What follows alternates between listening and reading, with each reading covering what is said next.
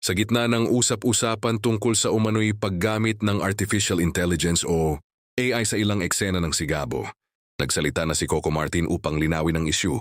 Tunay yun sa aktor at direktor. Hindi nila itinatanggi na may mga pagkakataong gumagamit sila ng AI bilang bahagi ng produksyon ng serye.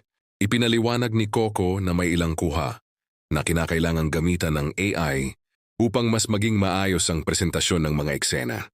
Aniya, isa lamang itong makabagong teknolohiya na tumutulong sa paggawa ng teleserye at hindi nito pinapalitan ang trabaho ng mga artista at production staff. Pinanggit din ni Coco na ginagamit din ang AI sa ilang lokasyon o background ng serye upang maiwasan ang matinding abala sa publiko. Anya, natuto na sila mula sa mga naging issue noon sa FPJ's Batang Quiapo, kung saan nagdulot ng trapiko at dagsa ng tao ang aktual na pagkuha ng mga eksena sa Quiapo. Para kay Coco, mas praktikal ang paggamit ng AI sa mga sitwasyong makatutulong ito sa production ng hindi naabala ang mga residente at mga dumaraan sa lugar. Giit niya, ang layunin nila ay mapaganda ang kalidad ng programa habang nananatiling responsable sa kanilang paggawa.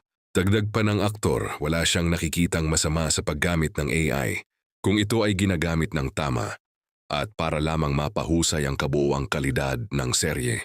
Tuganya, ang pinakamahalaga pa rin ay ang kwento, pagganap ng mga artista at ang kasiyahan ng mga manunood.